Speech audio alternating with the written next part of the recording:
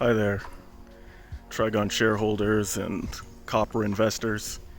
Um, Little hot take, a bit of a break from my regular updates in the spare bedroom turned office, but wanted to just share this with those of you who are following along.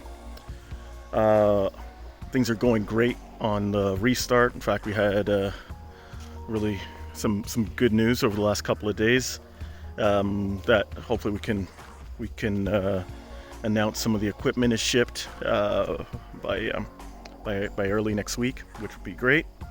But yeah, what I wanted to talk to you about here was the U.S. infrastructure bill. So that's an over $1 trillion worth of spending announced just a couple of days ago. But I got a chance to look at what that spending is on. And of course, there's the road infrastructure that we would expect. But things that stood out to me was copper. Looking at $65 billion worth of spending on power infrastructure. For those of you who have sat through my presentations over the last little while, this is something that I've been focusing on, that power infrastructure needs to be upgraded around the world if we're going to meet these goals as far as electric vehicles. So yeah, $65 billion. That's going to be $65 billion worth of mainly copper.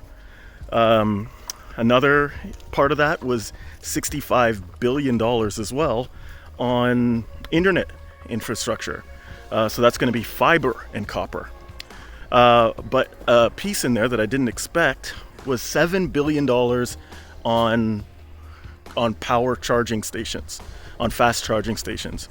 Now, a fast charging station uses an immense amount of copper, so $7 billion used for that.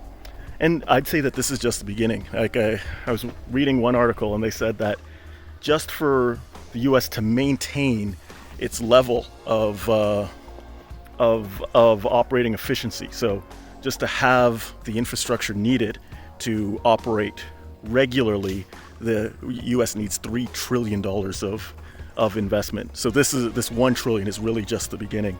But what's notable for us as copper investors, so much of that money has to come into copper.